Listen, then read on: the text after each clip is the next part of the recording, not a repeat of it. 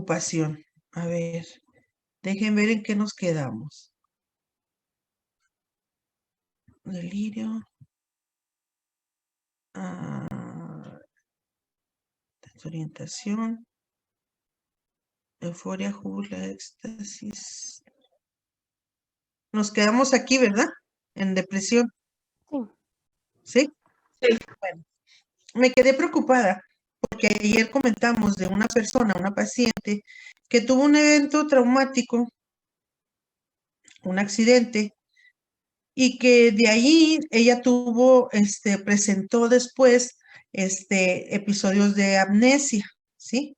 Tenía lagunas de amnesia. Un trastorno que luego vamos a ver cuando veamos trastornos de la memoria, y presentaba ya ese síntoma, que no es muy común. Y también consideramos,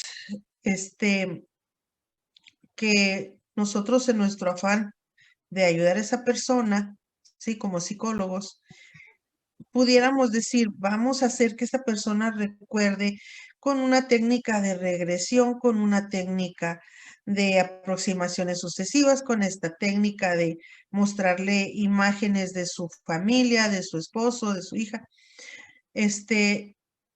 Y también llegamos a la conclusión de que eso iba a precipitar o que iba a exponerla a una sobrecarga de emociones y pudiera ocasionarle o pudiéramos ocasionarles una fuga psicótica, ¿sí? Me quedó la preocupación en que ustedes piensen que con algún evento fuerte las personas pueden tener alguna fuga psicótica o tener un trastorno de esta manera. Y ustedes tal vez ayer se quedaron con la idea de que, bueno, hay personas que sufren eventos muy graves y no les pasa eso, porque a esas personas, sí, en especial les pasa eso. ¿Qué es lo que sucede? Bueno, entonces aquí tenemos que aclarar un punto.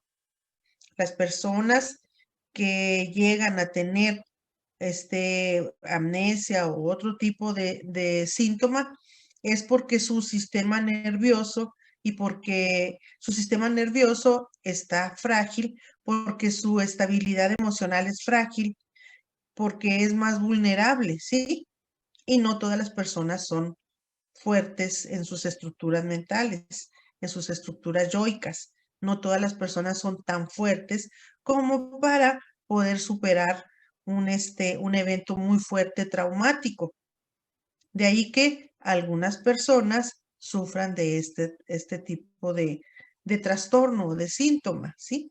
Pero quiero aclarar, no todas, porque ayer se pudieron haber quedado preocupados ustedes pensando, si a alguien le sucede un evento fuerte, traumático, seguramente le puede pasar esto. No todas las personas, no, ¿sí? Tienen que reunirse ciertas condiciones, tiene que existir cierta característica del sistema nervioso, ¿sí? Predisposición genética, muchas veces predisposición genética, estructura física, formas de alimentación, fragilidad emocional, todo eso que en conjunto puede ocasionar que una persona presente un cuadro así, ¿sí? Entonces, aclarado el punto, vamos a continuar. Si no hay ninguna pregunta hasta aquí, vamos a continuar con nuestro síntoma.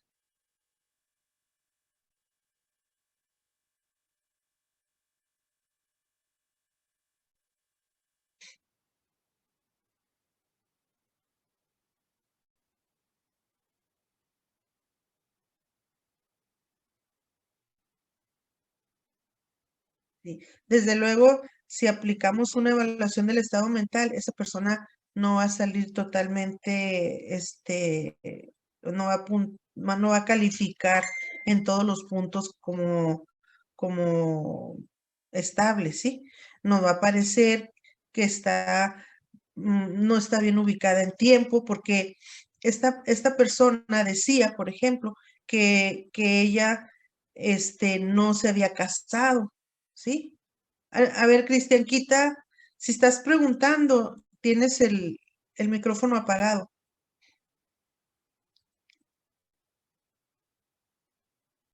¿Dónde estás? Ah, Ángel. Ah, ok. Entonces, no estaba bien ubicada en tiempo, ¿sí? Porque ella se había casado hacía 10 años y entonces ella decía que era soltera, ¿sí? No está bien ubicada en tiempo ni en espacio,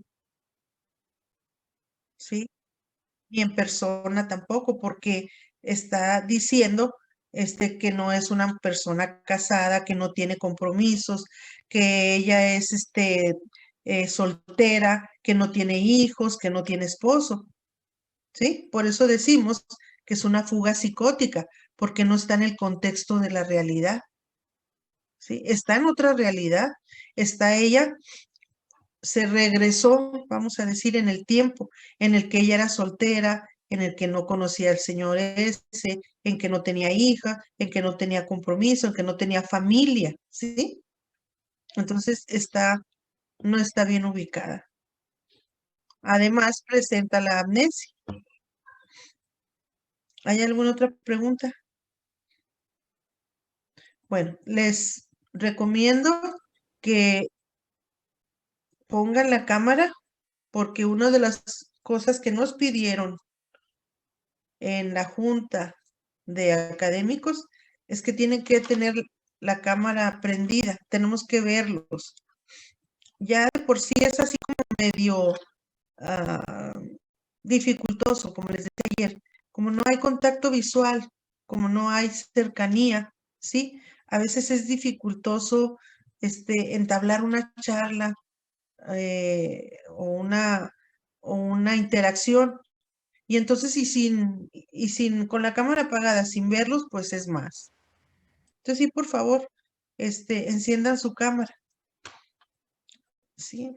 Si no, Max hace tomas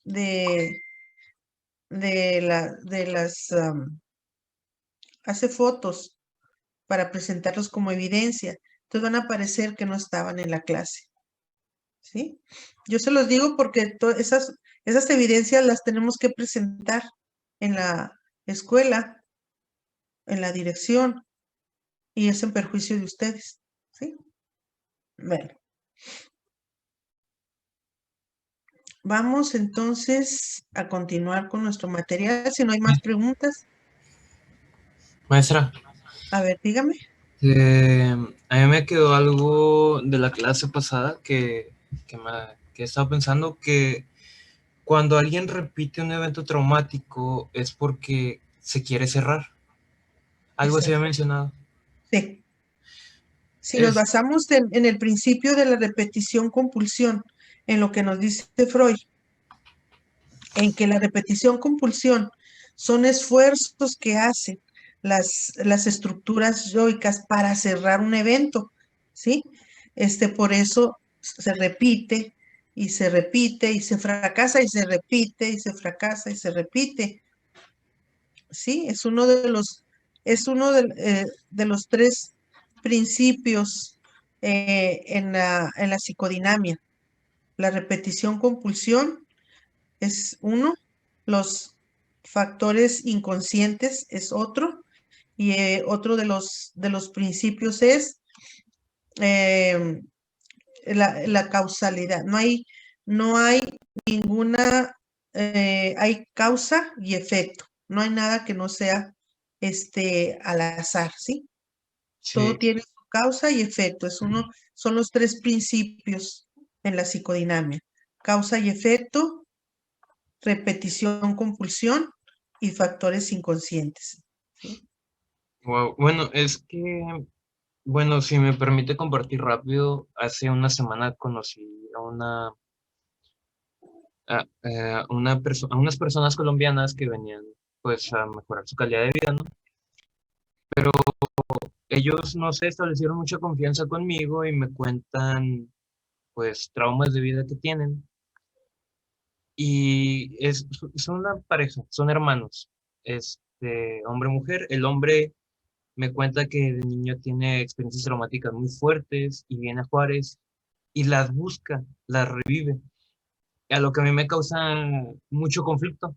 Primero, ser confidente y segundo, solaparlo, ¿no? Ya Y pasas a ser participante de esa sí, situación. no, yo me alejé de esa persona. Desafortunadamente, bueno, afortunadamente a uno de ellos les conseguí empleo donde yo trabajo, pero me empecé a involucrar mucho con ellos. Después me doy cuenta que el hermano es masoquista, y busca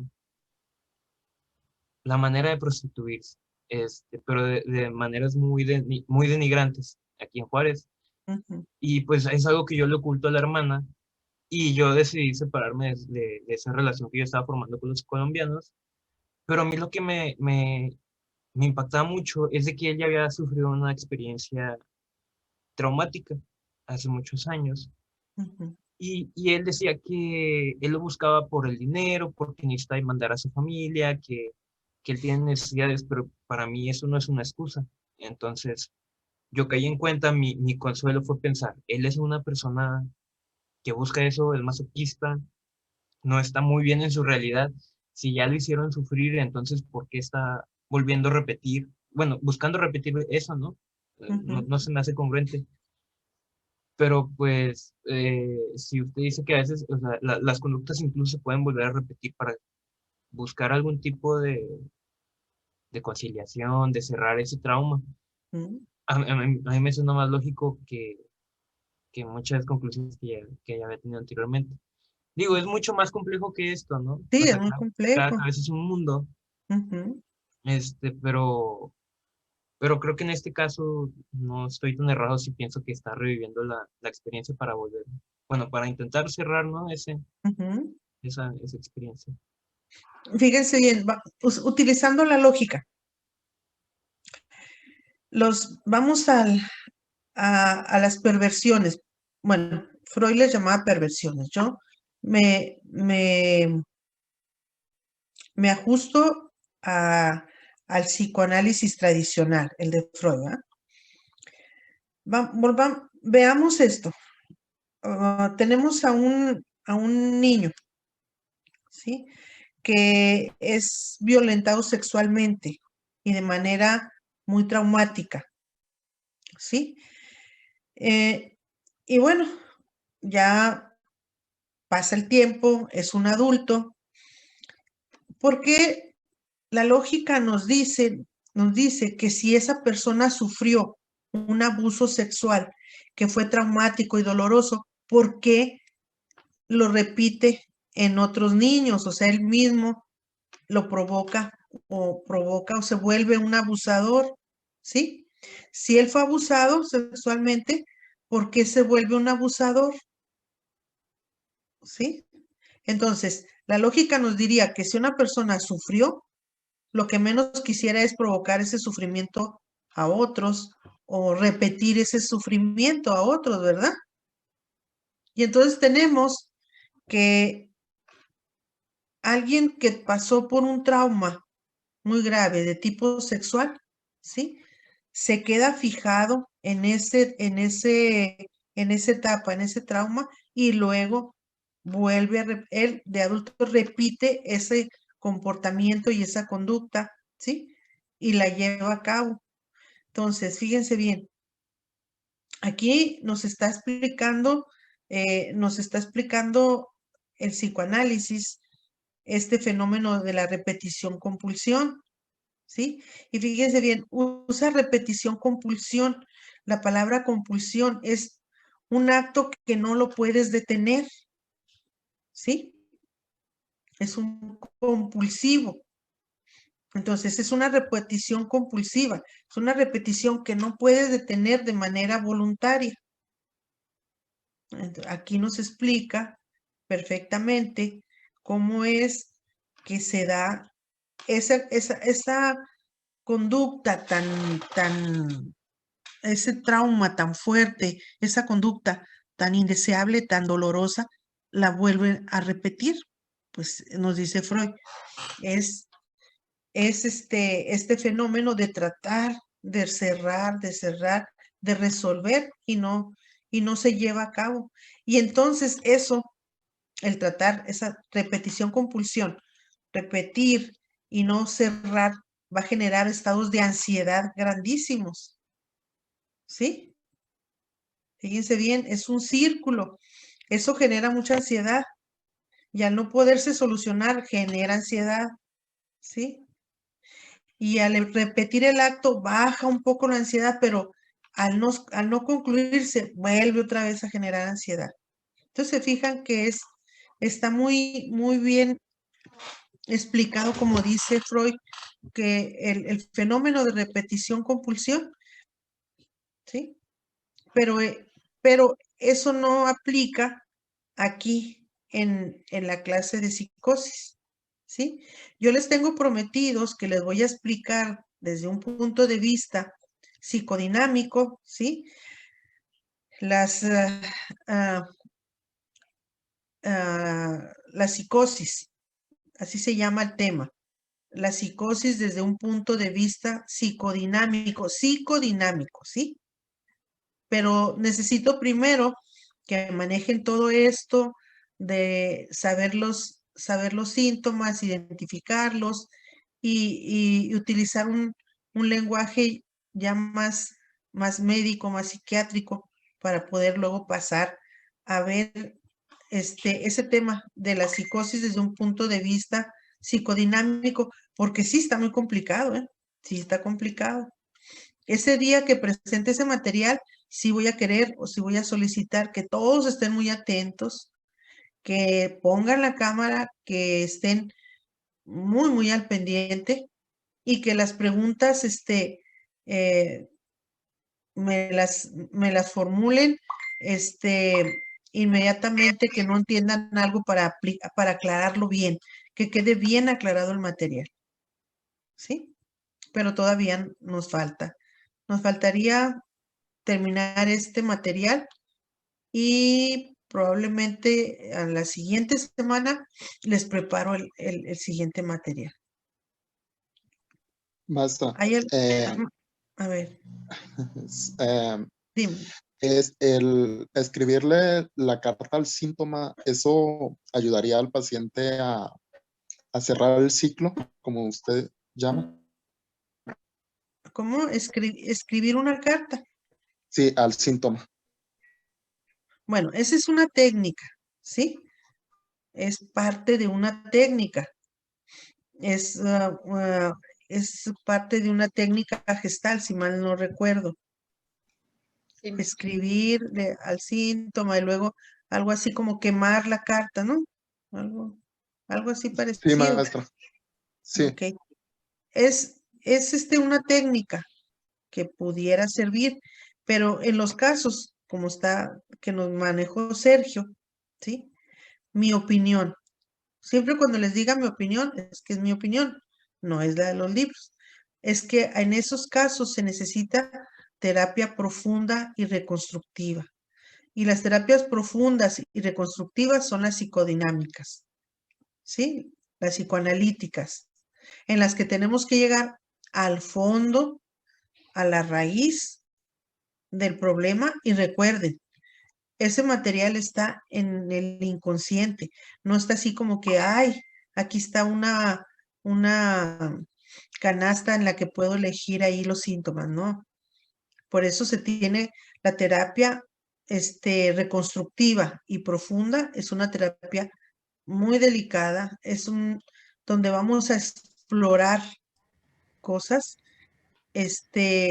material muy doloroso, traumas muy fuertes, pero que nosotros vamos a acompañar a la persona, ¿sí? Vamos a guiar.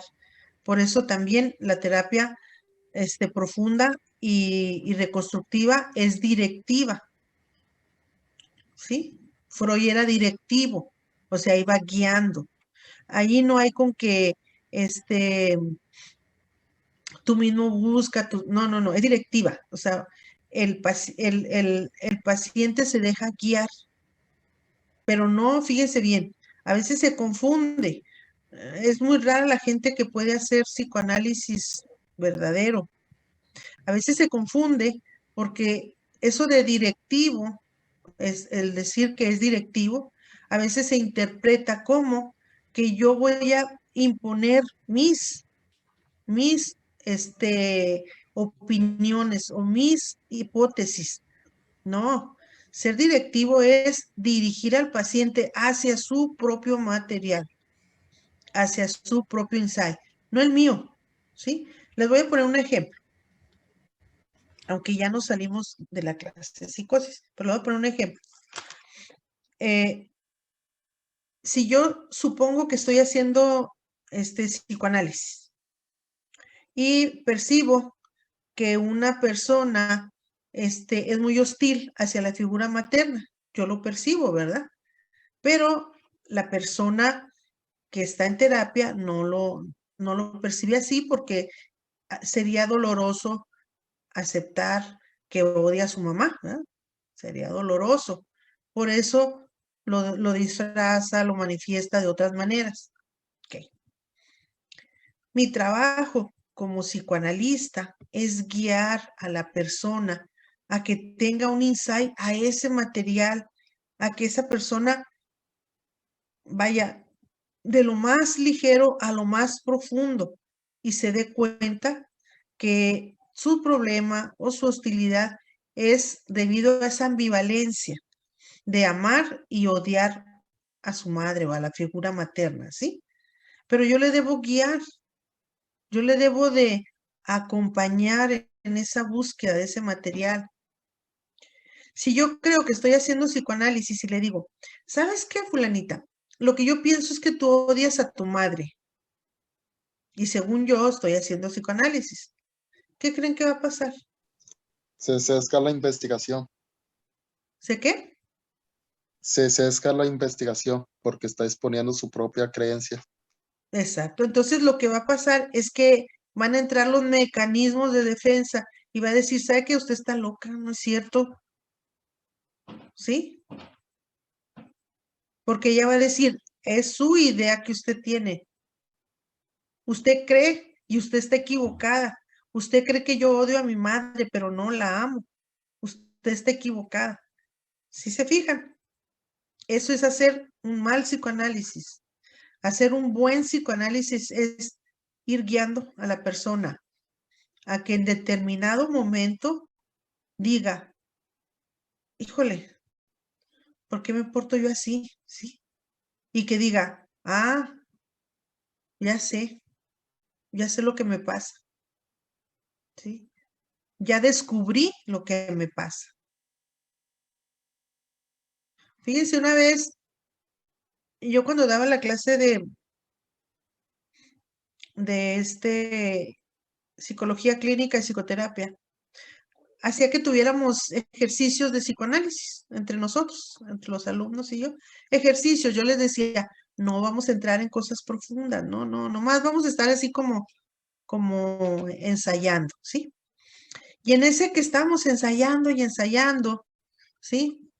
Yo les corregía, no, eso no lo estás haciendo bien, no, estás tú haciendo tu propia interpretación y lo pasaba con otro grupo. No, a ver, aquí estás equivocado, tiene que haber una buena transferencia. No, a ver, aquí tú estás equivocado, estás proyectando. Así andaba yo en los diferentes grupos. De pronto, un alumno se levantó del asiento y dijo, ya estoy harto. Dijo, usted cada día se parece más a mi mamá. Ya no aguanto esta clase. Todos se quedaron, ay, ya la regaste. La maestra te va a correr, ¿verdad? Entonces le dije, ok, ¿sabes qué? Tómate un relax, respira. Porque me dijo, la odio. ¿Sí? Me dijo, la odio, cada vez se parece más a mi madre. Así me dijo, la odio, cada vez se parece más a mi madre. Ok. Y todos así un silencio en el salón. Ay, Entonces le dije, no. Y luego él mismo reaccionó.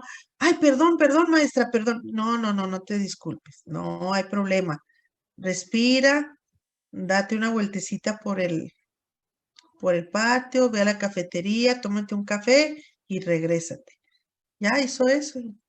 Entonces ya estaba el chiveado, ya se fueron se terminó la clase y me dice, maestra, una disculpa. Le digo, no hay problema.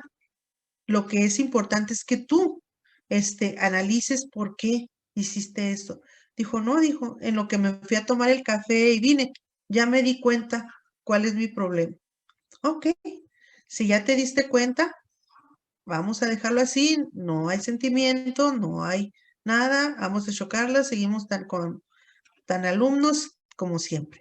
Pero fíjense bien, a través de ese ejercicio que estamos haciendo, que nada más era una práctica, allí, y como a mí me veía, bueno, desde luego, pues, él lo que hizo fue que se transferenció conmigo, o sea, mi imagen se trasvoló con la imagen de su mamá.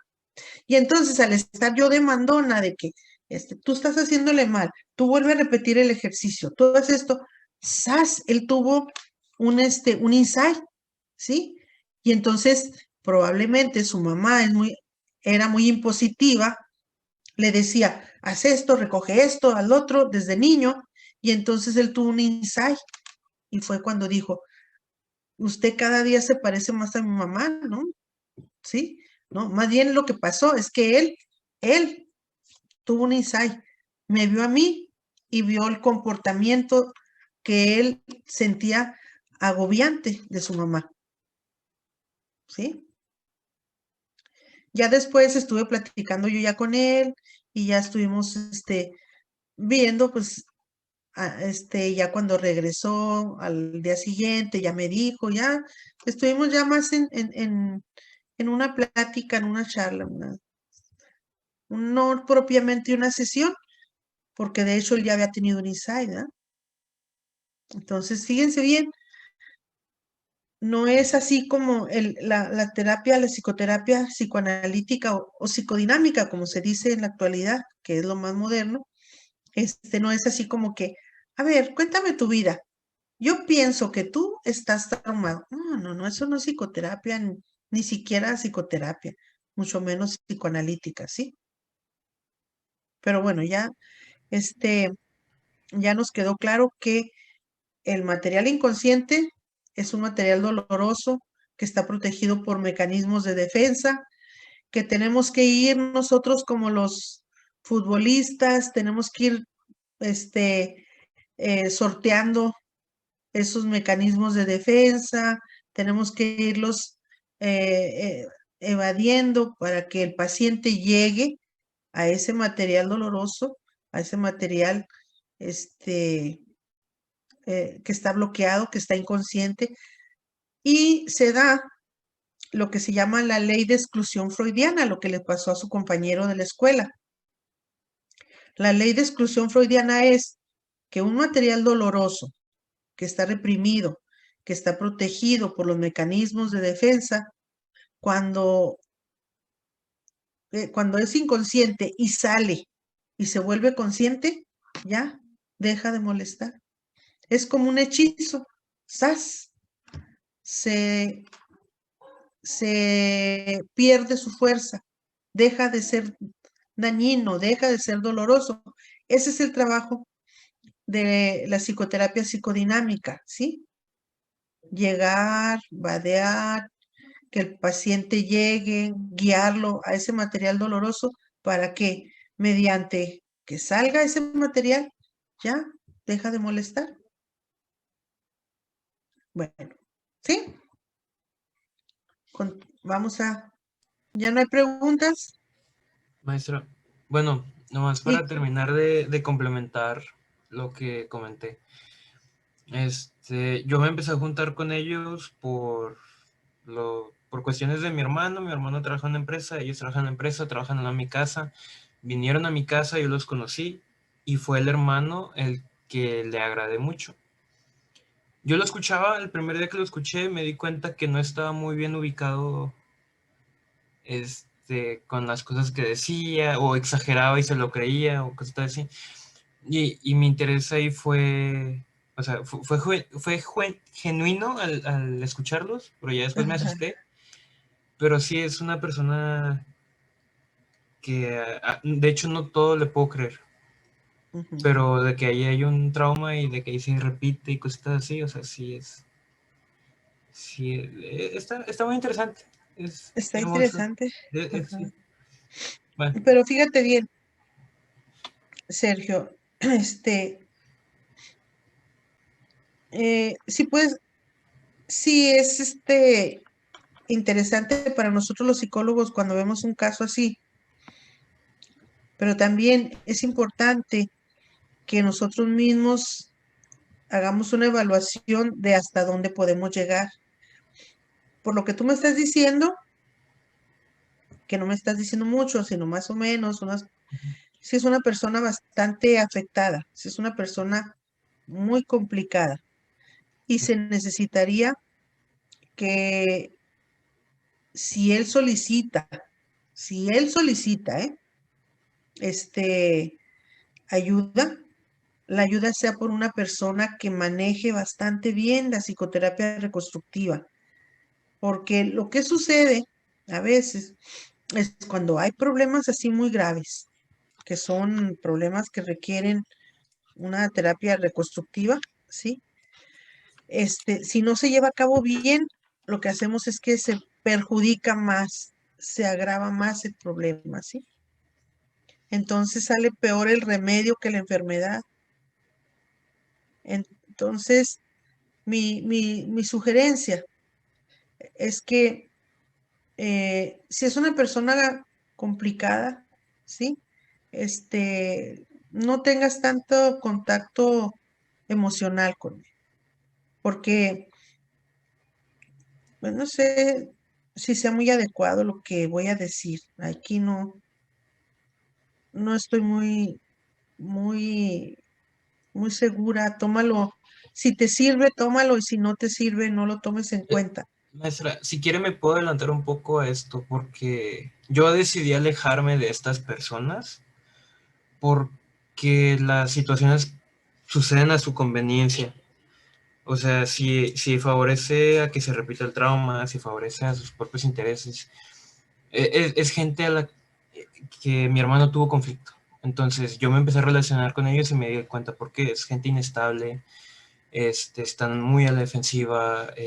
Yo nunca les he ofrecido ayuda porque ellos ya la han recibido. O sea, ellos ya han tenido incluso opciones de terapia y no quieren.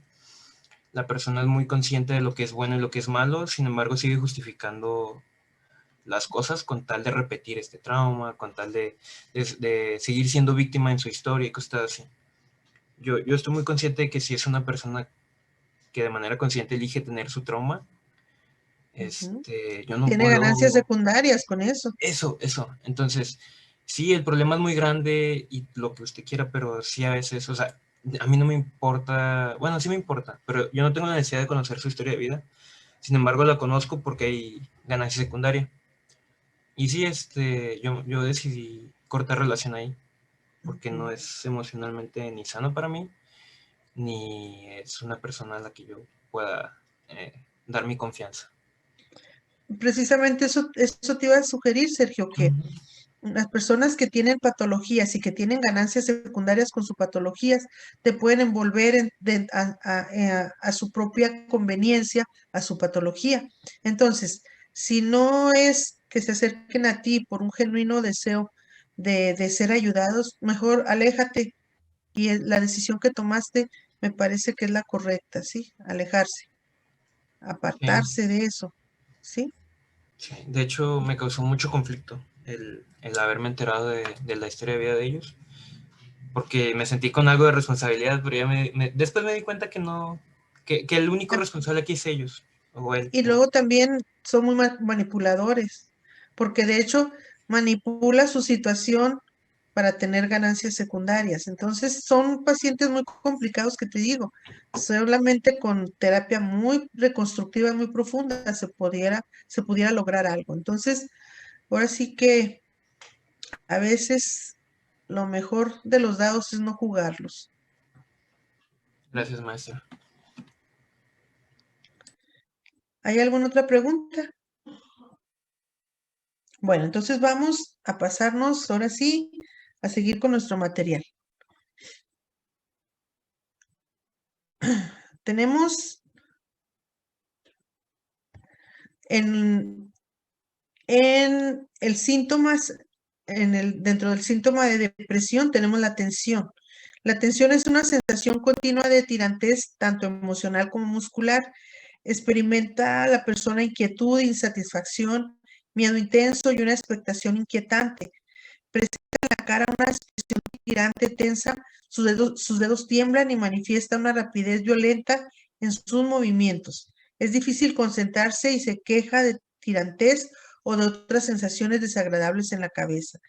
Este síntoma se nota principalmente en la primera fase o en la fase más crítica de la esquizofrenia, así de manera muy exagerada.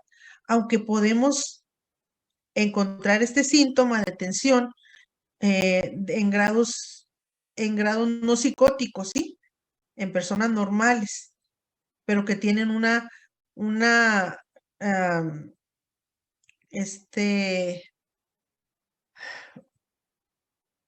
ya tienen unos niveles de neurosis grandes, ¿sí? Podemos encontrar esta sensación continua de tirantez.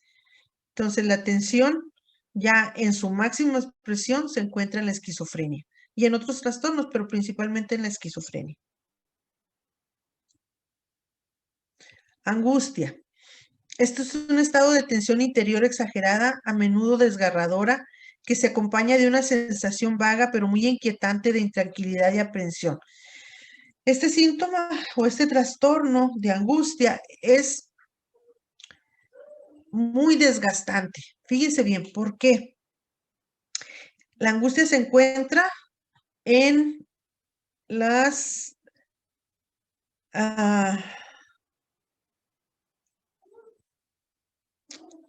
neurosis. Espérenme, denme un minuto. En los estados generalizados de ansiedad, así se llama, estado generalizado de ansiedad. Lo que sucede con un estado de angustia, ¿sí? Es que existe una tensión interior, existe una sensación desgarradora, es una sensación muy inquietante, pero el problema, fíjense bien, que encuentra uno en los pacientes, es que no saben por qué están en ese estado, ¿sí? Eso es también lo que es más inquietante. En la angustia, el paciente no sabe qué es lo que le está inquietando y eso le ocasiona más angustia todavía, más intranquilidad. Lacan habla mucho y muy padre sobre la angustia. La angustia, dice Lacan, ahorita estamos así como en una mañana muy psicoanalítica. Lacan dice que la angustia, ¿sí? Proviene del no saber lo que eres para el otro, ¿sí? De no saber lo que eres.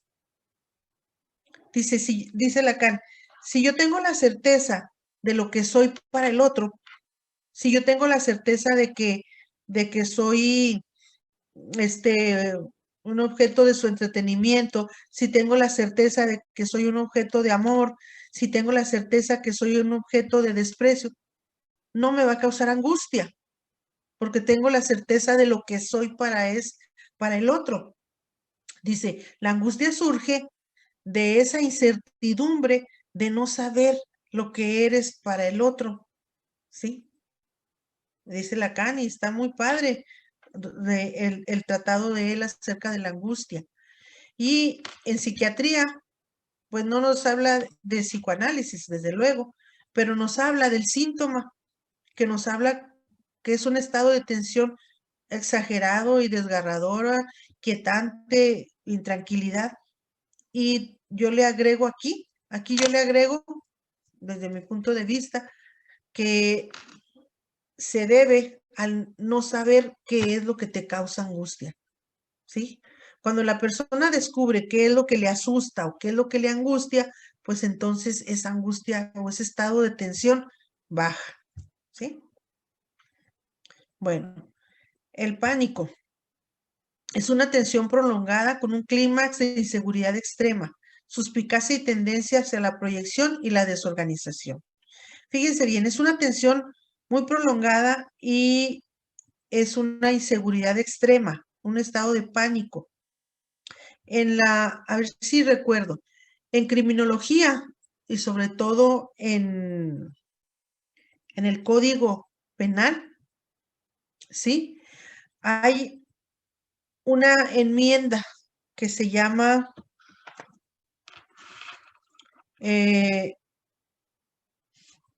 miedo y pánico fundado, ¿sí?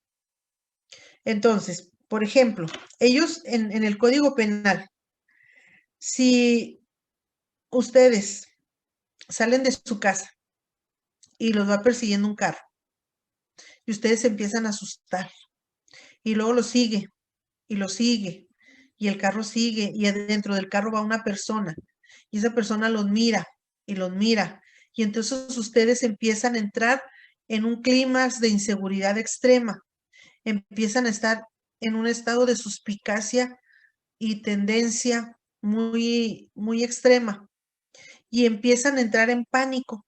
Y aunque la persona no se les acerque, nada más vaya así viéndolas. Si ustedes van y le dan una agresión a esa persona, ¿sí? Parece ser, no me crean mucho, consúltenlo, parece ser que el Código Penal tiene una enmienda para ese acto que ustedes cometerían de violencia, en el que se llama que ustedes reaccionaron porque estaban en miedo y pánico intenso, ¿sí? Pero tiene que ser certificado desde luego por un psiquiatra, que ustedes perdieron la capacidad de pensar, perdieron la capacidad de reaccionar porque estaban bajo un estado de pánico provocado por una inseguridad extrema, ¿sí? Esto les digo, no tiene nada que ver con la clase de psicosis. Esto que les estoy hablando, que está el Código Penal y todo eso. Si a ustedes les interesa, consúltenlo, consulten en las leyes, en la criminología, en el Código Penal. Pero lo que sí es que el pánico es un síntoma y este síntoma se presenta principalmente en la paranoia o en los estados paranoides, ¿sí? En la esquizofrenia paranoide, en la cual la persona siente que está muy insegura, que lo quieren atacar, que está suspicaz, que está desorganizada, que tiene mucha tensión, ¿sí? Una persona esquizofrénica bajo un estado de pánico puede ser peligrosa, puede atacar a otras personas por este síntoma. Ustedes han escuchado a veces que hay personas que cometen delitos esquizofrénicos, que cometen delitos, asesinatos, agresiones, porque están en un estado paranoico, ¿sí? Y precisamente porque entran en este estado de pánico. Bueno, la apatía es un embotamiento emocional o el desligamiento en forma de indiferencia. Se caracteriza por una sensibilidad inadecuada respecto a las experiencias que en estado normal dan placer o dolor emocional. La apatía es un embotamiento emocional. Aquí la persona está indiferente, no siente gusto, no siente dolor, no siente placer, está aplanada emocionalmente, ¿sí? Embotada emocionalmente. Aquí se da principalmente en la esquizofrenia tipo catatónica, en el que la persona se queda embotada. Y también recuerden que la apatía es uno de los síntomas negativos de la esquizofrenia, ¿sí? La apatía, la depresión, la bulia. Vamos a ver, entonces, es un síntoma de aplanamiento emocional. Afecto inapropiado. Aquí es la falta de concordancia entre el afecto y el estímulo. Es un trastorno emocional frecuente que aparece especialmente en la esquizofrenia. Nosotros podemos notar que, por ejemplo, en la esquizofrenia tipo efrénica, en la que parece como si hubiera retraso mental, el paciente está riéndose con una risa insulsa, una risa insustancial de todo. O sea, aunque el ambiente esté serio, aunque el ambiente esté calmado, la persona está riéndose sin control, ¿sí? Es un afecto inapropiado. No hay concordancia entre el afecto y el estímulo. Y aquí me estoy acordando de el personaje que hizo Joaquín Phoenix. ¿Es el qué? ¿El Guasón? Sí, maestra. Bueno, recuerdan que se reía en el metro, se reía en la televisión, se reía, tenía el trastorno de afecto inapropiado, ¿sí? No hay concordancia entre la risa de él y el estímulo, no había razón para que estuviera de pronto riéndose. La ambivalencia, esto es una emociones encontradas o contradictorias, ¿sí? Quiere decir que constituyen las caras de una misma moneda. Solamente es visible, pero la otra también está presente. Quiere decir aquí que por ejemplo, en odiar y amar simultáneamente. Es una ambivalencia afectiva, ¿sí? Porque no odias o no amas, sino que amas y odias el objeto, al objeto del interés de esto, hay amor y odio, coexisten las dos emociones y entonces es una ambivalencia porque o pudieras odiar, pudieras amar, pero en la ambivalencia se dan las dos emociones, ¿sí? Despersonalización es un sentimiento inquietante y penetrante de enajenamiento que en ocasiones se conoce como síndrome de despersonalización. Puede definirse como un trastorno afectivo en el cual los principales síntomas son sentimientos de irrealidad, una pérdida de la convicción de la identidad y de sentido de identificación y control sobre el propio cuerpo. Aquí la despersonalización pudiera aplicarse a la señora que vimos que nos presentó Abel el video de la muchacha, que vimos que decía que no era su cuerpo, ¿sí? Que se lo habían cambiado, que le habían quitado partes de su cuerpo. Ese es un sentimiento de despersonalización. También puede no nada más en cuestiones del cuerpo, también puede presentarse en trastornos en que digan, es que yo no siento que soy la persona que está en este cuerpo. Yo siento que soy otra persona metida en este cuerpo. Entonces los síntomas que se presentan son de irrealidad y pérdida de la identidad, pérdida del sentido de identificación y pérdida sobre todo pues del contexto de la realidad, ¿sí?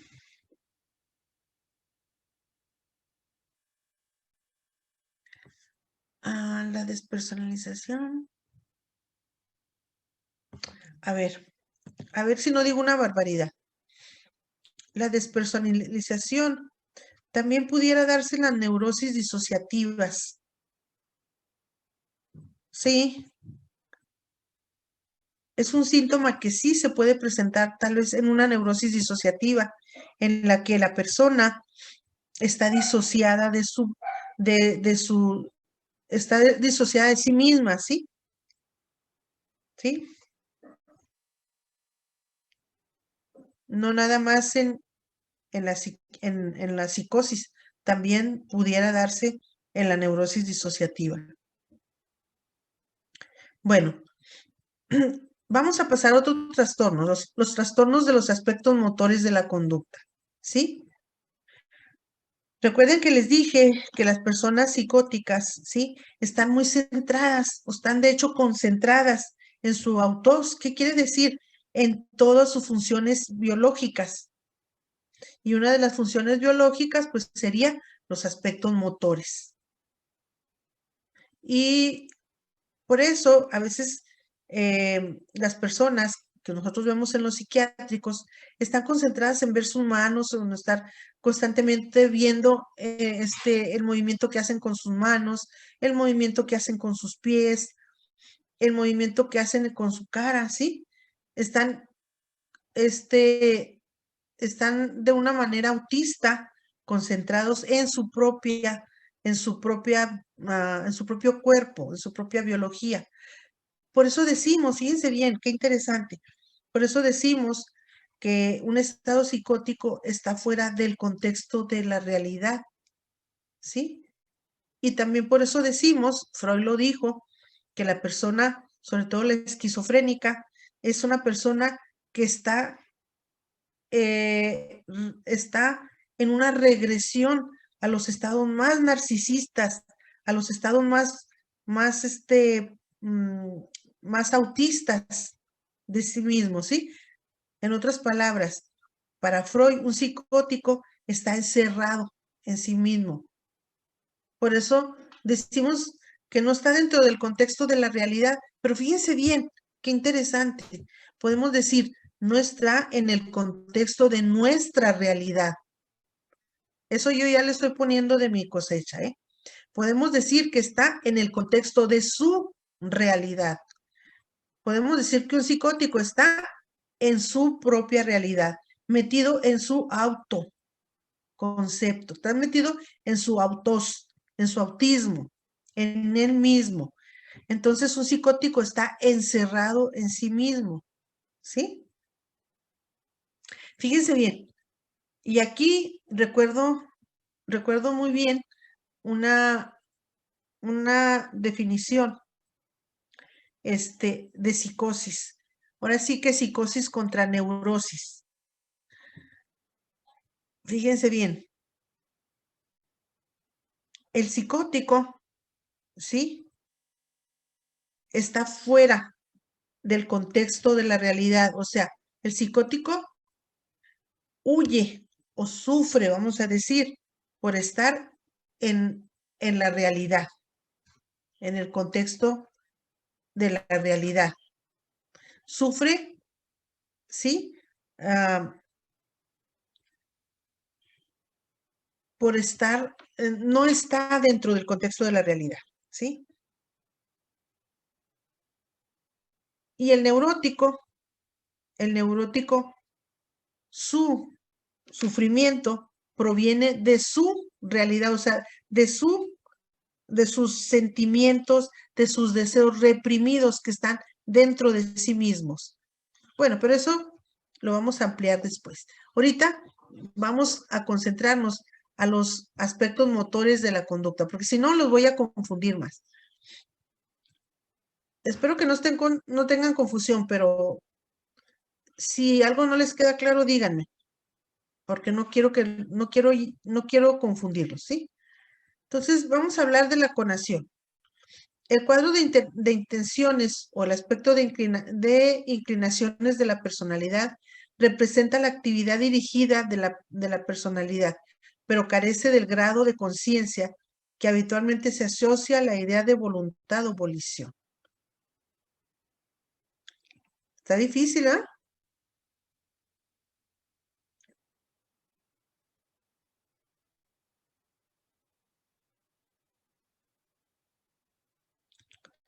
Bueno, fíjense bien. Quiero sintetizarles todo esto de lo que es la conación. La conación, ¿sí? Son movimientos que escapan al control de la voluntad. Por ejemplo, si yo quiero caminar hacia la cocina, y abrir el refrigerador, bueno, allí ese movimiento motor tiene que estar sujeto a primero, una idea. La idea de que voy a ir hacia un lugar, hacia la cocina, hacia el refrigerador. Y también tiene que estar sujeto a la voluntad, ¿sí? A mi voluntad de levantarme, caminar, ir hacia el refrigerador y abrirlo. Cuando hay conación, son aquellas personas, aquellos pacientes que ustedes ven en el psiquiátrico, ¿sí? Que están solamente se mueven cuando se acerca un enfermero o una enfermera y la siguen, ¿sí? Y repiten los movimientos que hace el enfermero o el doctor, ¿sí? Son movimientos que carecen de la voluntad de la persona. Y no está asociado a una idea. Simplemente repiten los movimientos que hace otra persona, ¿sí? Si el enfermero camina, ellos caminan. Si el enfermero se detiene, ellos se detienen. Si el enfermero se sienta, ellos se sientan. Si se fijan, son movimientos motores, pero que carecen de alguna idea, alguna finalidad, alguna conciencia, algún grado de conciencia, ¿sí? Y que también también carecen de voluntad, o sea, solamente repiten el movimiento que ven. Esto se da en algunos casos de esquizofrenia befrénica, de esquizofrenia también desorganizada, ¿sí?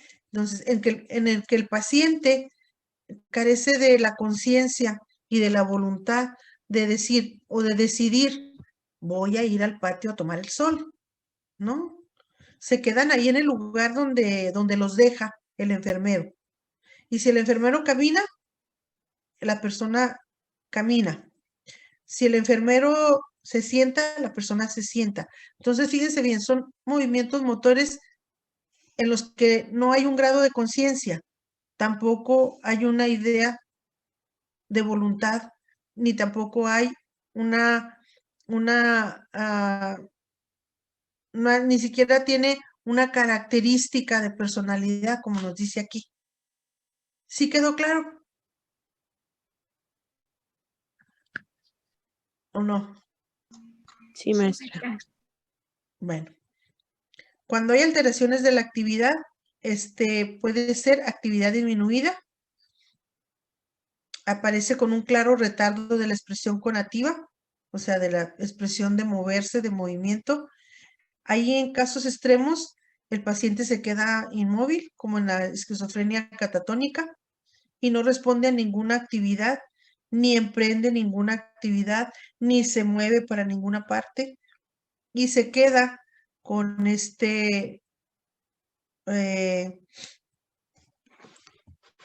con una postura en que tiene fragilidad seria, o sea, la pueden mover, le pueden mover la mano y así la deja, o lo pueden sentar y ahí se queda, ¿sí?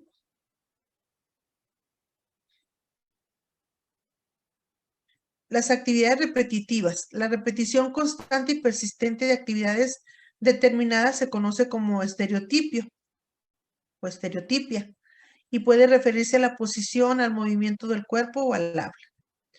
Cuando han ido al psiquiátrico, pues han visto esto muy claro, que hay pacientes que están balanceándose o moviendo las piernas o las manos. Eso está claro.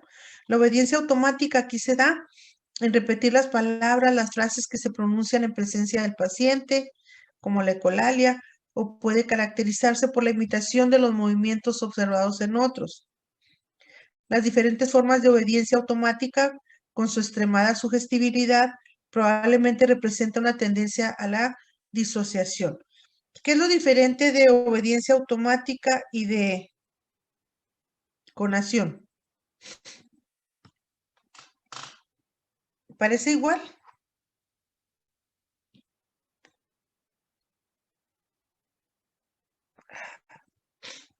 ¿Sí?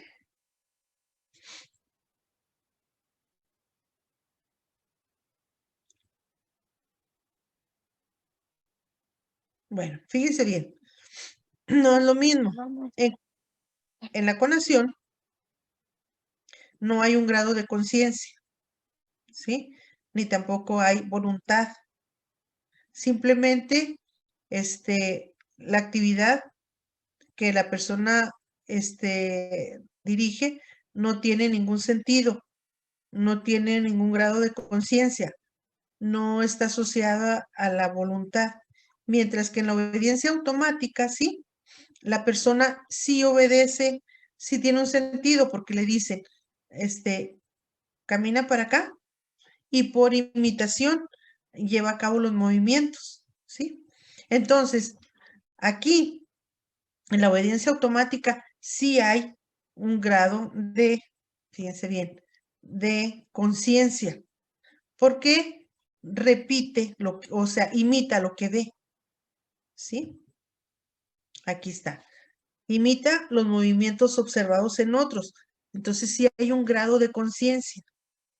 La conciencia es que hay atención, repetición, ¿sí? Y imitación para poder llevar a cabo ese proceso de observación, imitación, necesita haber un grado de conciencia. En el otro no, ¿sí? En la obediencia automática tiene que haber un grado de conciencia, porque hay un proceso, el de observar, y imitar y seguir los diferentes movimientos que haga la otra persona.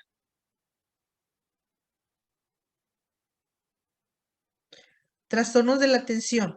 Aquí no nada más, este síntoma no nada más se presenta en la psicosis, también puede haber en la neurosis, también puede haber en los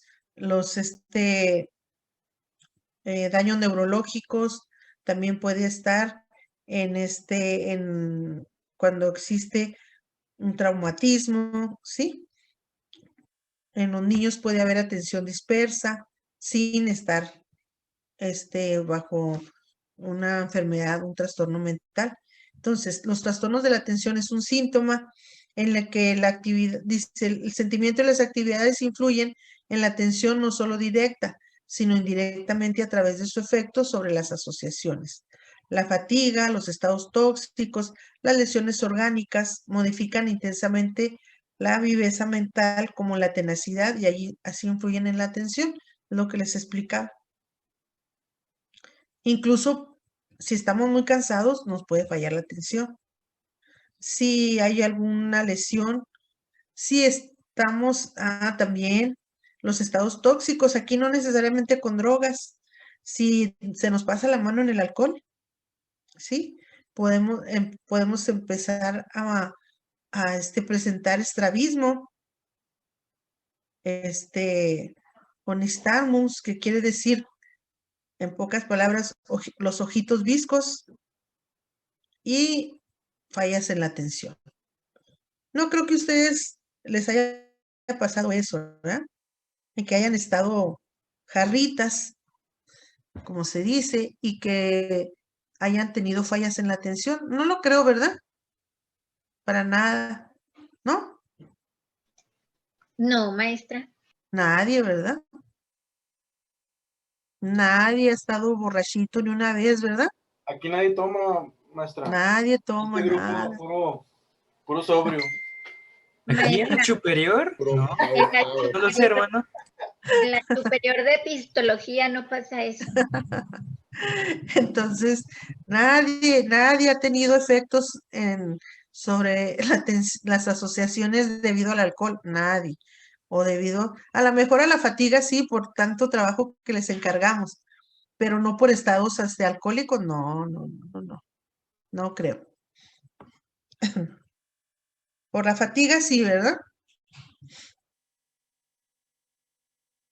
Bueno, vamos a esto que es interesante en trastornos de la memoria y es muy, muy importante. Ayer vimos precisamente ese caso de un trastorno de la memoria.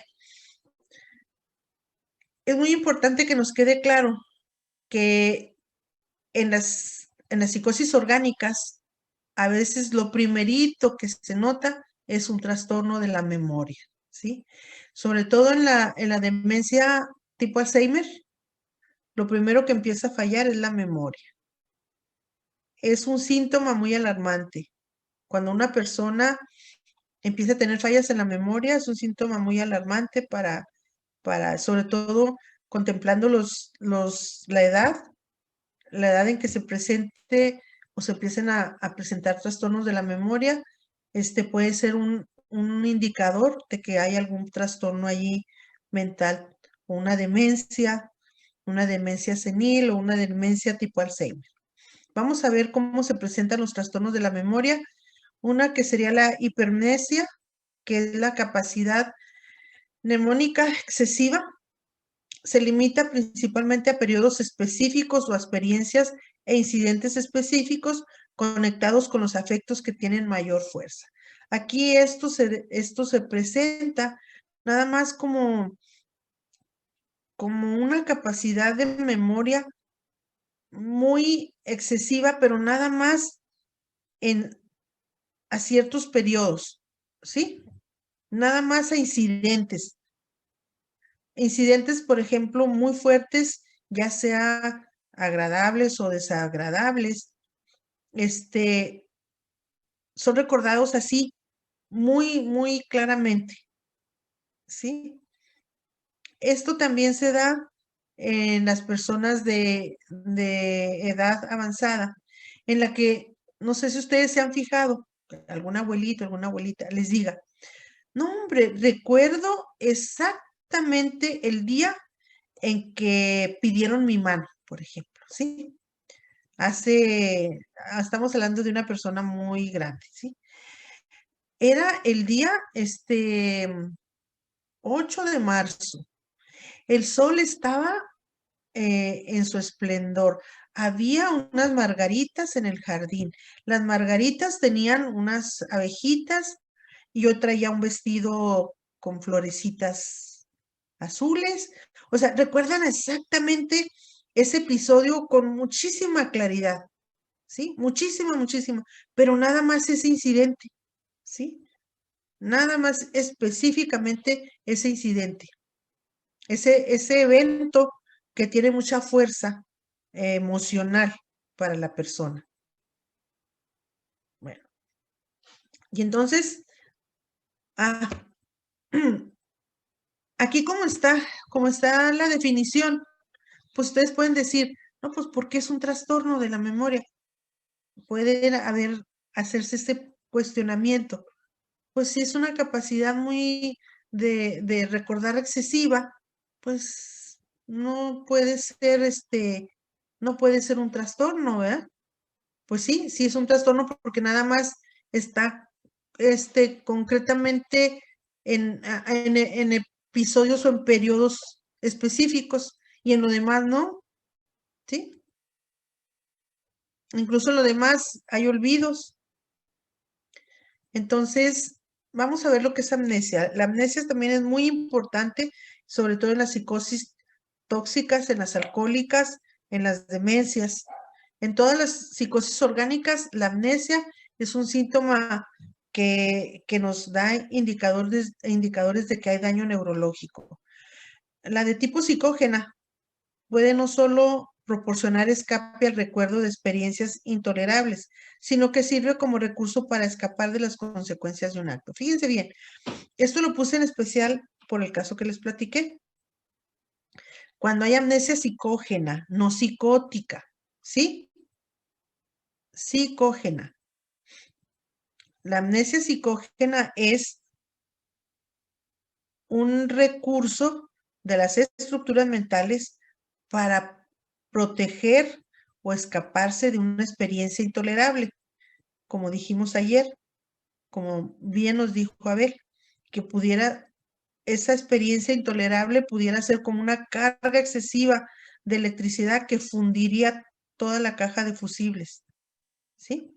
Entonces, es un recurso para escapar de esas consecuencias desastrosas. Ahí sería la amnesia de tipo psicógena, pero hay amnesia de tipo orgánica. Déjenme ver si lo tengo aquí. No, pero de todas maneras se las voy a decir. La amnesia de tipo orgánica ya se presenta cuando hay deterioro neurológico, cuando hay neoplastía cerebral. Eso es debido a que existe deterioro de alguna de las funciones corticales, ¿sí? Y aquí pudiera ser en la demencia tipo Alzheimer, que es la primera que empieza a presentarse trastorno de la memoria y de la orientación.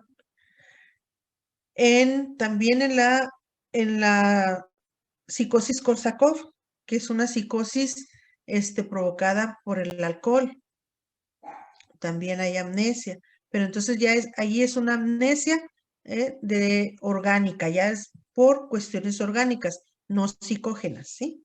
Que nos quede claro así ese asunto. Entonces, vámonos a lo que es la paramnesis. Aquí es una distorsión de la memoria que produce errores en la evocación y en el reconocimiento. Destacan las confabulaciones y el reconocimiento de episodios nuevos. Son los déjà vu, que se dice que son experiencias que las personas dicen, esta experiencia yo siento que ya la viví, son los déjà vu. O los déjà connu, es el fallo en la identificación de estas cuando son familiares. Por ejemplo, se puede dar bajo un estado también de gran tensión, se puede dar un déjà connu.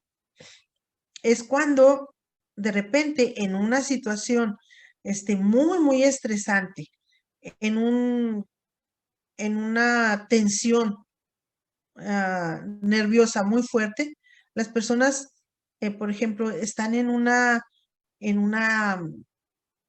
casa que es de su familiar y de repente dicen, ¿dónde estoy? No reconozco el lugar, ¿sí? Es un déjà connu. Cuando se desconoce. Todo lo cual se ha relacionado con una reverberación en el mecanismo de almacenamiento de la memoria reciente. Quiero decirles que un déjà vu es algo muy horrible, ¿eh? Aunque la base exacta de estos fenómenos no es bien conocida, pudiera apreciarse en la epilepsia, pero también en sujetos normales. Por eso le puse aquí, también en sujetos normales. No sé si a ustedes les haya pasado, espero que no, pero es una sensación muy, muy, muy fea. Yo nunca he compartido esto, pero se los voy a compartir a ustedes. Yo estaba muy joven cuando falleció mi papá. Mi papá estaba muy, muy joven también. Y para mí fue un impacto muy grande porque pues, lo quería muchísimo y además fue un infarto fulminante. Yo lo vi. Entonces, estuve unos días con un estado así como de tensión muy fuerte, de desesperanza, de tristeza. Y yo seguía mi vida normal. Tenía que ir al Paso a hacer unas compras y tomé mi carrito. Les digo, estaba yo muy joven, tomé mi carrito, me dirigí hacia el Puente Libre y quise agarrar el Puente Libre, pero no sé por qué me desvié por lo que sería ahora el Cuatro Siglos, yo creo, como el ribereño.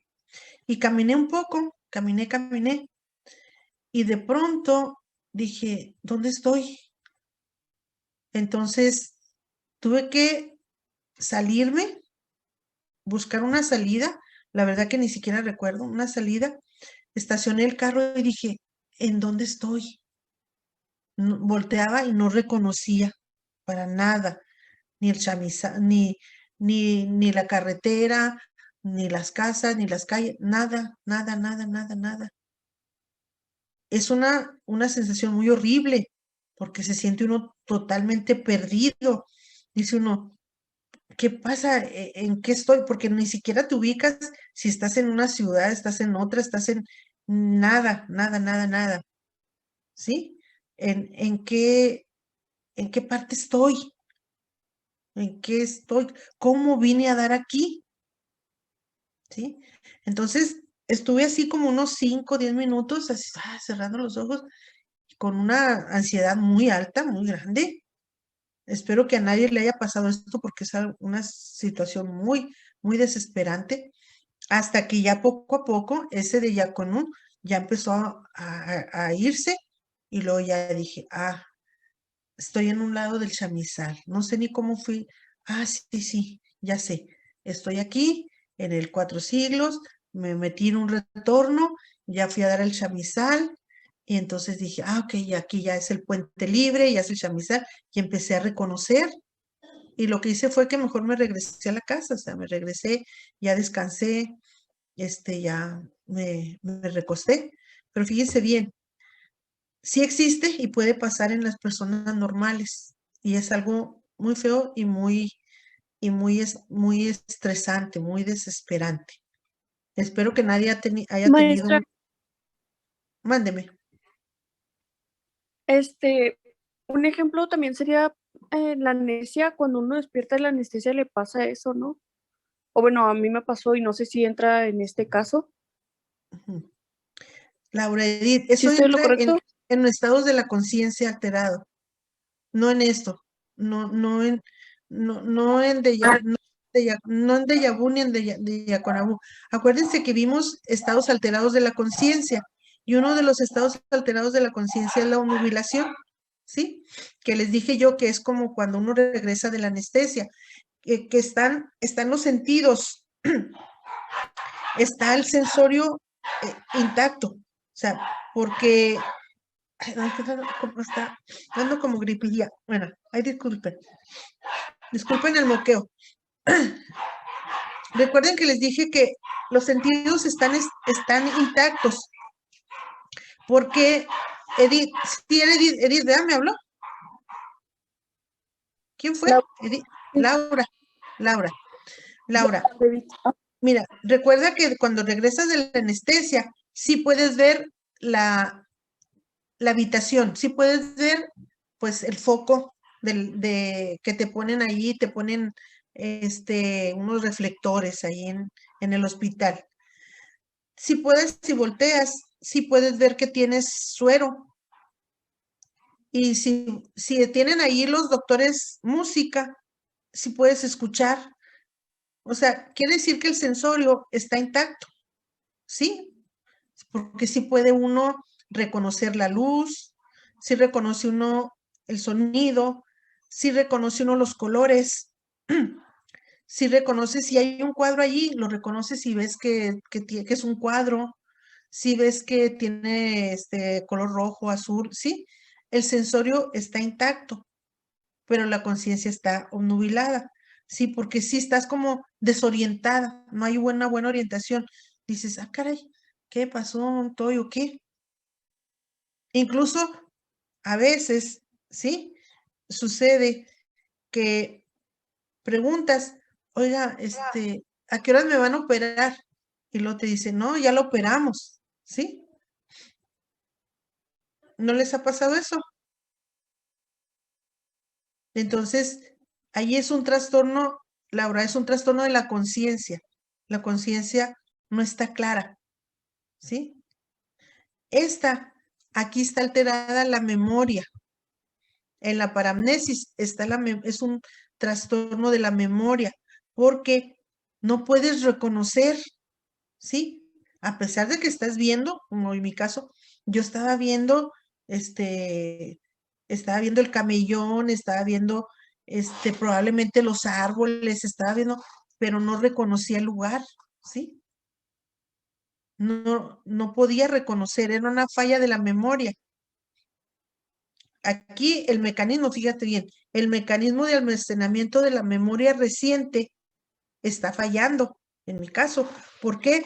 Porque en mi memoria reciente, en el mecanismo de mi memoria reciente, debería estar allí los nombres de las calles, los árboles, cómo se llamaba el parque, el chamizal, debería estar, pero hubo una falla, hubo como un cortocircuito, ¿sí? Una falla que hizo que ese almacenamiento de la información de la memoria reciente se colapsara debido a tanto estrés, tanta dolor por la pérdida, debido a tanto sufrimiento emocional. Sí, hubo SAS, como decíamos, entran los mecanismos de defensa y cortan la conexión. Y entonces, SAS, se perdió ese almacenamiento de la memoria reciente, que viene siendo que uno reconoce los árboles, las calles, reconoce uno los semáforos, el parque, ¿sí? Y eso me duró, pues, yo me imagino unos 2 o 3 minutos, ¿sí? También le pasa a las personas que sufren una crisis de epilepsia. Cuando una persona sufre una crisis de epilepsia y se le pasa la crisis de epilepsia, ustedes pueden verle perfectamente en la cara, en sus facciones, que está desconcertada, que no reconoce, ¿sí? Que esos mecanismos de almacenamiento de la memoria está fallando porque no reconoce a las personas ni reconoce el lugar donde está. O sea, no puede reconocerlo. O sea, ve a las personas y se queda así, como que no las tiene ubicadas en la memoria. Igual los objetos. Y en lo que tú me dices, Laura, uno cuando regresa a la anestesia, sí reconoce los objetos, las luces, los colores, las canciones. ¿Sí? ¿Quedó claro? Sí, ya. Sí, Ajá. gracias. Entonces, estamos en fallas de la memoria. No se me pierdan. Ya vimos las fallas de la conciencia, o sea, los trastornos de la memoria. Ya vimos los trastornos de la conciencia. Nos podemos confundir, por eso tenemos que estarlos leyendo, sí, y aprenderlos. Porque sí se puede uno confundir. En lo que sí no nos vamos a confundir es en la demencia. ¿Por qué? La demencia es una falla persistente y adquirida de la función intelectual que afecta por lo menos a 3 de los siguientes áreas de funcionamiento mental. Al menos 3, dice, al menos el lenguaje, la memoria, la habilidad visoespacial, afecta la vida afectiva, la personalidad y los aspectos cognitivos. Imagínense qué tragedia, ¿sí? De hecho, la demencia es progresiva, es un déficit que es progresivo. La demencia es algo bien triste, muy, muy triste, porque la persona va perdiendo las facultades, va perdiendo el funcionamiento de todas sus áreas de la corteza y empieza a perder primero el de la memoria, el funcionamiento de la empieza a tener fallas en la orientación, empieza a tener fallas en en la habilidad visoespacial, principalmente en la orientación. ¿Se han fijado ustedes que personas muy adultas que están demenciadas se pierden porque hay fallas en la orientación, hay fallas en la memoria, hay fallas en el lenguaje, en la habilidad visoespacial? No pueden luego reconocer los números, aunque los ven, no pueden reconocer las horas en el reloj, aunque los vean. Cambia la personalidad, se deteriora, cambia la vida afectiva, se deterioran los afectos porque hay hay trastornos del afecto. El afecto luego se hace ambivalente, o se hace aplanado, o se hace apático, y sobre todo también los aspectos cognitivos, por eso lo puse con mayúscula, ¿sí? Los aspectos cognitivos es algo que es muy grave, que se pierde esa área del funcionamiento de las asociaciones cognitivas. Y fíjense qué tragedia para una persona así y para la familia de las personas así. Bueno, ¿tenemos tiempo? Sí. Esto es un examen psiquiátrico, un examen del paciente, pero les dije que existen exámenes mucho más elaborados que que nos proporcionan, que están incluso hasta mucho más fáciles, que creo que les prometí que se los iba a mandar, mas no recuerdo, Nora, no recuerdo si te di una copia. No, maestra. No. No. Bueno, voy a ver la forma de hacerles llegar a los que les interese. Sí, el formato que yo tengo para hacer evaluación del estado mental, pues me lo regaló el doctor Joel Reyes, psiquiatra, un excelente médico y excelente psiquiatra. Y se me hace como más fácil, porque ya tiene los ítems, ya nada más uno le va poniendo palomita, presente o ausente, ¿sí? Maestra. Mándele. Me comentó nos comentó que le iba a pedir a Max que nos lo enviara, que nos enviara el estado mental del doctor Joel, ¿no? Ok. Bueno, entonces, nada más, recuérdenle a Max para cuando él esté allá cuando yo vaya, buscarlo para que él le tome fotos y se los mande. Sí, nomás recuérdenme. Bueno, el propósito del examen psiquiátrico es descubrir el origen y la evolución, no la evaluación, evolución de los trastornos de la personalidad, ¿sí? Y de los trastornos mentales, que pueden interferir en la felicidad, las satisfacciones, la eficiencia o la adaptación social del paciente. Ustedes ahí en sus apuntes anoten la evolución de los trastornos mentales y de la personalidad.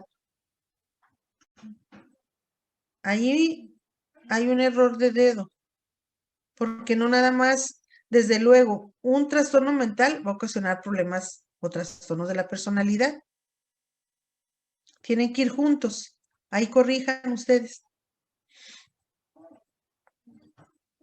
Tenemos que, en el examen psiquiátrico, tenemos que ser muy concienzudos, sobre todo cuándo inició, porque recuerden que los DSM nos piden exactamente fechas, duración, edades, ¿sí? Entonces tenemos que descubrir cuándo inició el trastorno. Tenemos que descubrir cuánto tienen los síntomas. Tenemos que descubrir cómo han evolucionado esos síntomas. Cómo han evolucionado con medicamentos. Cómo estaban sin medicamentos, ¿sí?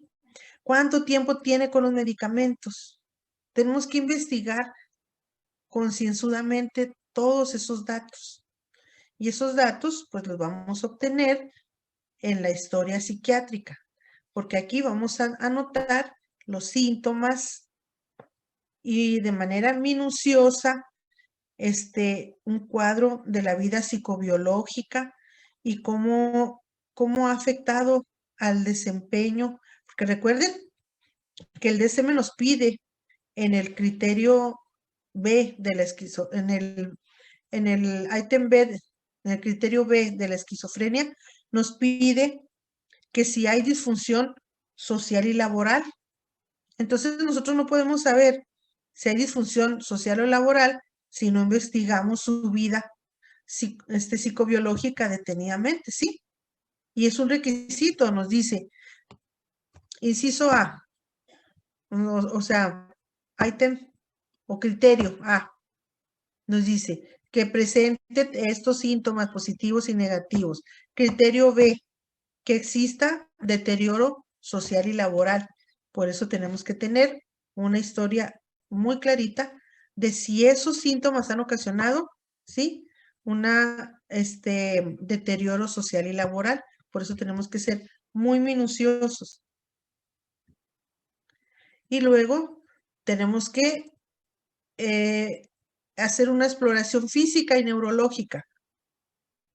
Si podemos nosotros, porque podemos notar si la persona, por ejemplo, está muy deteriorado físicamente, si les dice que tiene 30 años y nosotros lo vemos como de 50, 60, decimos, hay deterioro físico, ¿sí?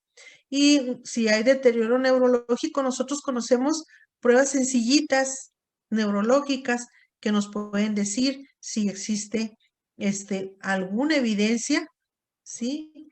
Que nos indique que puede haber algún deterioro neurológico, porque nosotros no vamos a determinar que hay un daño neurológico, pero vamos a tener una evidencia que nos diga, ¿sí? Que tenemos que canalizar ese paciente al psiquiátrico, al psiquiatra o al neurólogo, ¿sí? Entonces, si yo tengo alguna evidencia de que esta persona puede tener algún daño neurológico, con alguna pruebita sencilla neurológicas que nosotros sabemos hacer, no vamos lejos, con el Bender, así, con el Bender, sencillo.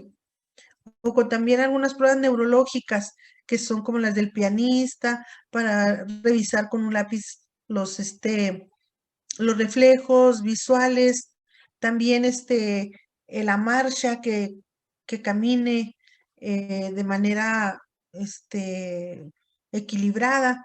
Si nosotros notamos algún indicador neurológico, nosotros no vamos a decir, oiga, usted tiene un daño neurológico. No, no, no, no, no, momento, no se me aceleren.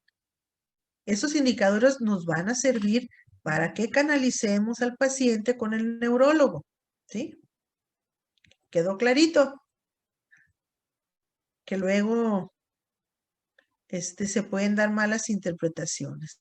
La maestra Cavada dijo que hiciéramos una exploración neurológica y determinemos si el paciente es neurológico o no. Es para canalizarlo, ¿sí? Con el neurólogo. Luego tenemos que revisar su apariencia general, su actitud, su estado consciente, su nivel de atención, su nivel de percepción, su estado afectivo, su conación, o sea, los aspectos motores de su conducta, las asociaciones y procesos del pensamiento, contenidos del pensamiento y curso mental, todo lo que hemos visto, si hay una fuga si hay una fuga de ideas, si el contenido del pensamiento, nosotros notamos que hay alguna detención del pensamiento, si hay un problema en el curso del pensamiento, si tiene fallas en la percepción, si nos dice que que lo va a acompañar su ángel de la guardia y ustedes voltean y pues ¿dónde está? Es una falla de la percepción. Si hay fallas en la memoria, si hay un fondo de información que no les parezca a ustedes adecuado, si hay fallas en el juicio, si hay madurez o no madurez de la personalidad. Aquí, lo podemos notar fácilmente. Hay personas, a mí me sorprendió una vez un paciente de como 58, 60 años y fue vestido a la consulta con una camiseta que tenía los Rolling Stones así con grandotes. Pero eso no era tan preocupante, sino que traía pantalones de mezclilla, de esos que usan los jóvenes como rotos, y tenis. O sea, a una persona de 60 años con una indumentaria así como de alguien de 17, pues ya nos está hablando de una inmadurez en la personalidad, ¿no? También, por ejemplo, cuando revisamos el estado afectivo y el estado de ánimo y la conación, recuerdo yo una paciente que llegó al consultorio, la llevaba el esposo y ella tenía lo que se llama la bella indiferencia, la bella indiferencia. Hagan de cuenta que ella volteaba a ver mi consultorio, estaba nomás viendo los cuadros, así como estoy ahorita, viendo el cuadro, volteando para la ventana, viendo los zapatos. Yo le hacía las preguntas y no, como no me contestaba. Y luego ahí había un aplanamiento afectivo porque no mostraba en su cara, no mostraba ningún estado de ánimo y también tenía fallas en la percepción.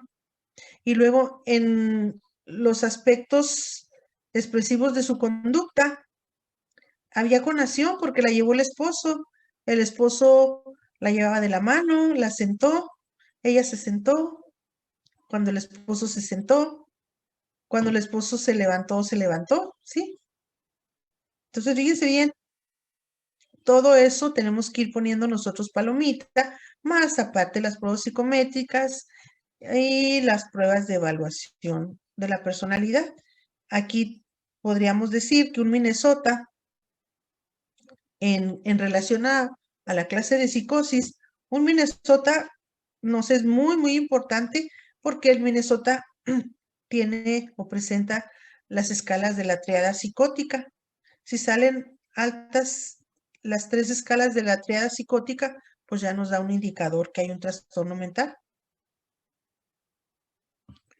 Y luego, guía para obtener una entrevista, pues es la entrevista con el paciente. Pero les he dicho que la entrevista con los familiares es mucho, muy importante. ¿Sí? Porque el paciente puede estar así como la paciente que me llevaron, que les digo que ella tenía aplanamiento afectivo y atención dispersa. Entonces, pues, no es mucha la información que nos da. Tenemos que investigar los motivos. Tenemos que estudiar cuál es el problema por el que nos lo llevan, el padecimiento actual, sobre todo factores hereditarios. En los trastornos mentales es muy importante este ítem.